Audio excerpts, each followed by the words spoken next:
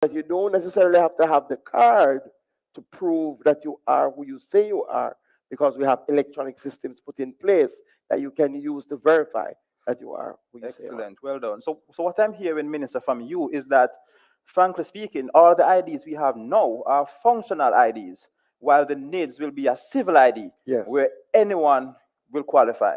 absolutely. Right? So the next question, Minister, is, Jamaicans are keen on safety and they're keen on privacy. So when it comes to the security around this card, the security around the database, Minister, tell us a little bit about that. Yeah. How will Jamaicans be able to trust this national identification card? Yeah, so and I'll pick up on one of the points that you made in closing off the last question, that I think is a point that is very critical for diaspora to appreciate and for everybody, is that every Jamaican qualifies for the national identification card. It doesn't matter if you are a Jamaican living in New York or the United Kingdom or wherever in the world. Once you're a Jamaican citizen, you can get a national identification card. Additionally, those who are resident in Jamaica for 6 months or more will also qualify for the national identification card. One of the beauties of having Jamaica design a national identification card is that we appreciate that, one, our people want to ensure that we have the highest level of security. Our people want to ensure that they can trust. We're not a very trusting people by nature. So we had to go above and beyond in designing the system, appreciating how we are as a people, to make this definitely the most secure form of identity we will ever have. So let's speak about some of the things that we've put in place. So for the first time in our history, in our law, we have a number of things to protect the data that we will collect.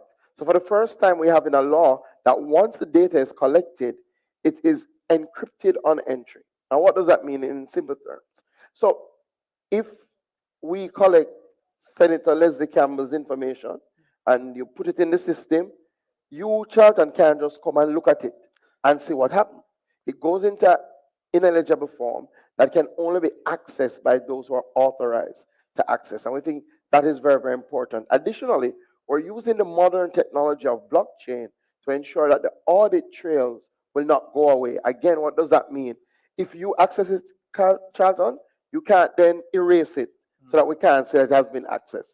We will know who accessed the information at what time and if they were so authorized to do. So clearly, by law, we've made unauthorized access a criminal offense. And additionally, we haven't just said the NIDS will provide its own security and will validate its own security. We've gone further to put in oversight. And the NIDS is the only system that has two forms of oversight. So by law, we will have an inspectorate that will ensure that our National Identification and Registration Authority is complying with the legislation, and that's an independent body that will report to Parliament in the form of the ECJ. But additionally, the National Identification System is under the Data Protection Act. Again, for members of the diaspora, Jamaica has now the most modern Data Protection Act in the Caribbean. It is a consent-based data protection system. What it means is that we cannot give out your data without you consenting.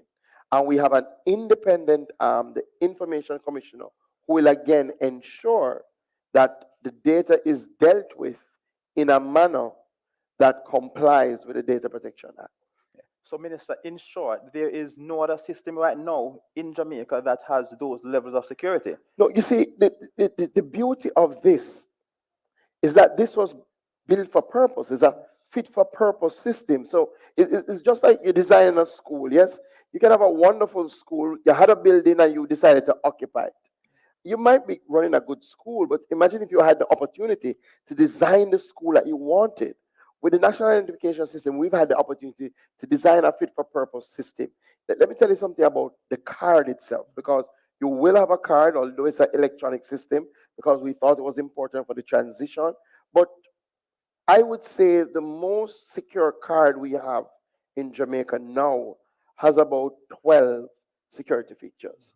Our national identification card itself will have 26 security features. So when I say we've gone to the full extent, we have level 1, level 2 and level 3 security features, because again, we're building a fit for purpose system, and it will have your information, it will have my information, the Prime Minister's information, my son's information. So we have to ensure that as much as possible, we've taken all reasonable steps to ensure the highest level of protection. So, Minister, in a sense, there is absolutely no reason why Jamaicans can't have full confidence in the security behind this card, because what I'm hearing is operationally, it will have end-to-end encryption.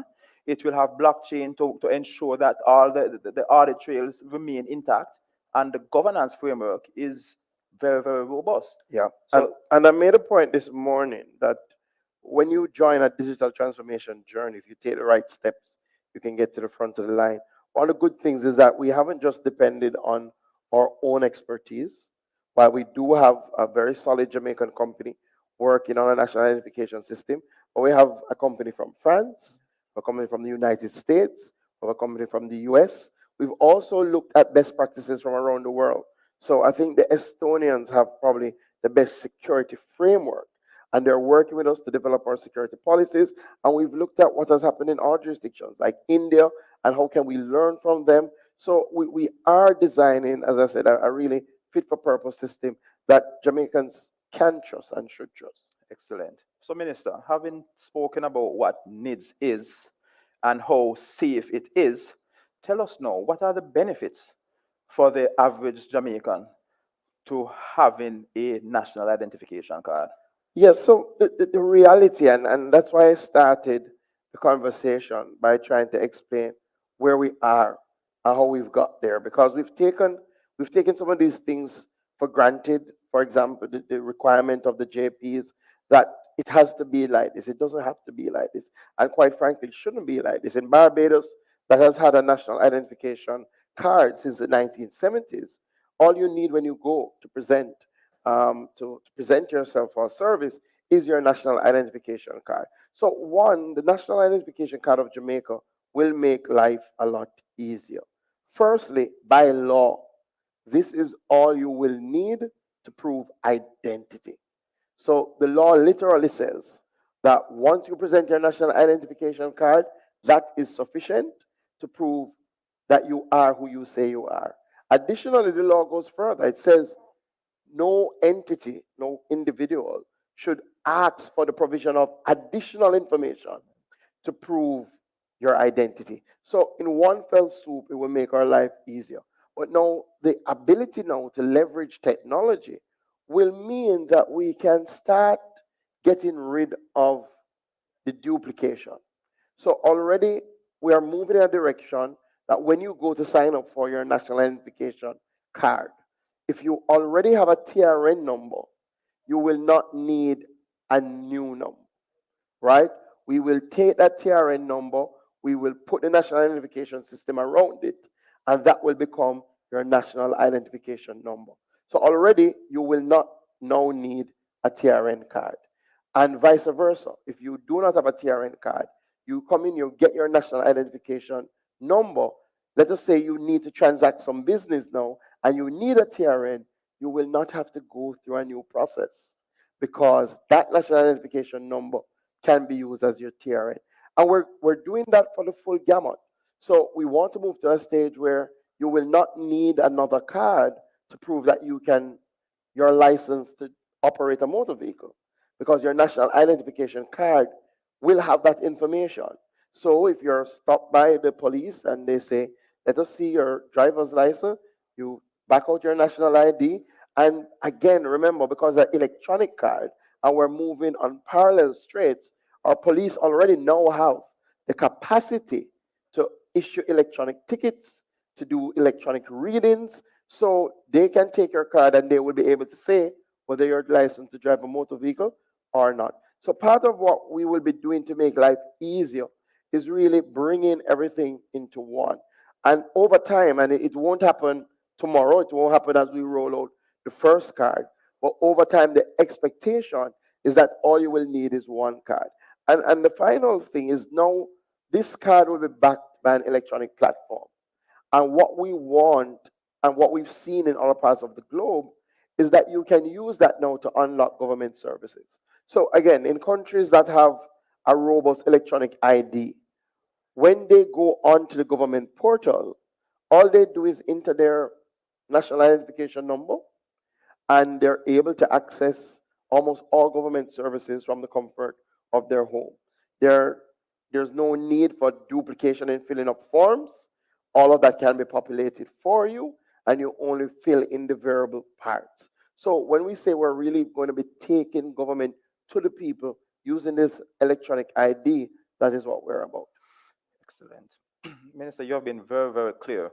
One question though that I got while looking at the questions coming in from the participants online is, how do I enroll? Yes. And I've gotten a lot of questions from the diaspora about enrollment. I know that nothing is going to bring our diaspora more joy than when they can back out their purse or wallet or card holder and back out their card and show their electronic national identification card when somebody says, "Are you Jamaican?" And that is where we're going. So, one, we're going to have an enrollment process that combines both in person and online. So, the idea is to have enrollment centers right across the length and breadth of Jamaica. We have decided to start with a pilot project because we want to ensure that we work out any nuances, want to ensure that the process is as efficient as possible. So we're going to have a pilot project in Kingston and St. Andrew, right? And the idea is to start with 5 enrollment sites over time.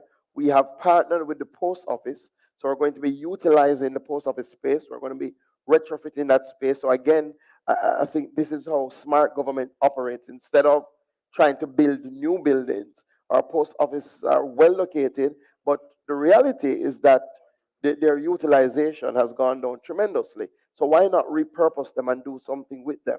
So we're going to be using our post office to have the enrollment center. What will happen? Somebody will be able, once you have the capacity, to go online and pre-enroll. So we will have a pre-enrollment site where you can enter most of the information. So the diaspora people, that will be open to you as well. Go online, enter your information. Now, you will have to come to Jamaica. And I know this is not the hard part because you normally come to Jamaica. You will want to come to Jamaica. But you would understand that there will be a section that you have to go into the enrollment site so that we can capture your facial image, we can take your fingerprint, and we can process your card. So the beauty of the pre-enrollment site is that you will be able to not only enter your information, but set an appointment. So for those in the diaspora, you will be able to enter your information, set an appointment for when you're traveling to Jamaica, then come into the enrollment center. We will capture the information, we will process the card, we will give you a tracking number so you can see the process. Clearly, there has to be a verification process because we have to take some steps to ensure that when Professor Ying comes in and gives us his information, we can really say that he is Professor Ying. So we're working on the time frame, but we will give you a specific time that you will be able to come in, collect your card, and then you're good to go. Fantastic. So it sounds pretty organized. It sounds as if we are almost there, which brings us to my final question, Minister, is what are the timelines for enrollment? Yeah, we're almost there. We're almost there. We have earmarked that in the second half of this year, we should be able to roll out our national identification system. I'll give you some specifics in terms of where we are. Our card production center, we're about 97% there. And that should be completed this month in terms of our card production center. So that will produce our cards, put information on the cards.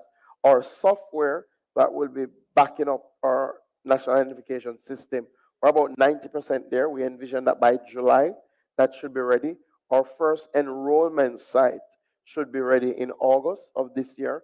And then we have another 4 that we expect to be ready between September and October of this year. So again, we expect that by the second half of the year, we will start rolling out with our pilot.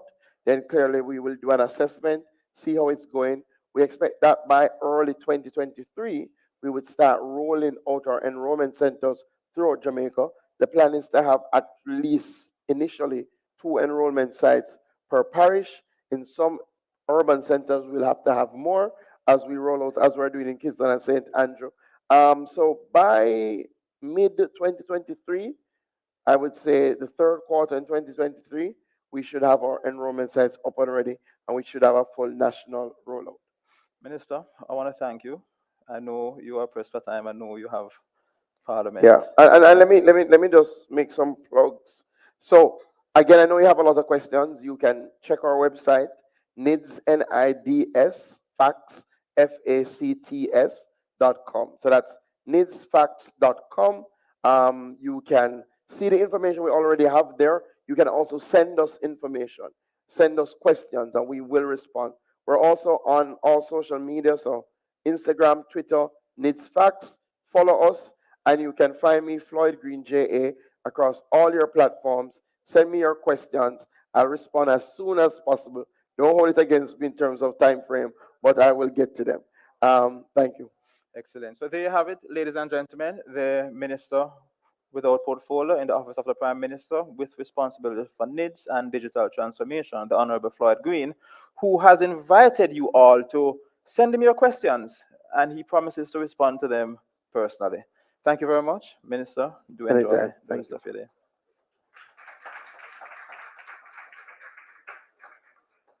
Find the businesses to help you live a better life, a beautiful life, a graceful life with Grace Kennedy Financial Group.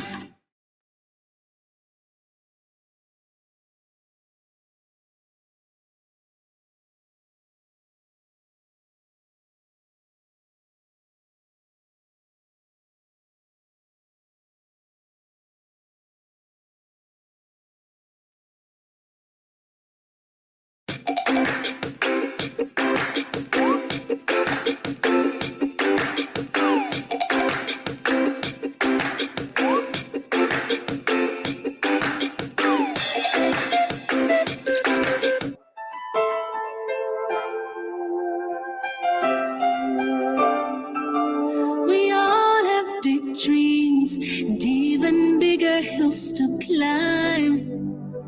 This life is one big road with many curves and winds. When you need a friend to guide you to the strength you have inside, VM will be your guide, always by your side. We're a firm foundation here to stay. Build you a brighter way, yeah. Transform your everyday. Turn your dreams to reality. VM makes you all you can be. Yes, transform your everyday. Transform your VM everyday. Group. Transform your everyday.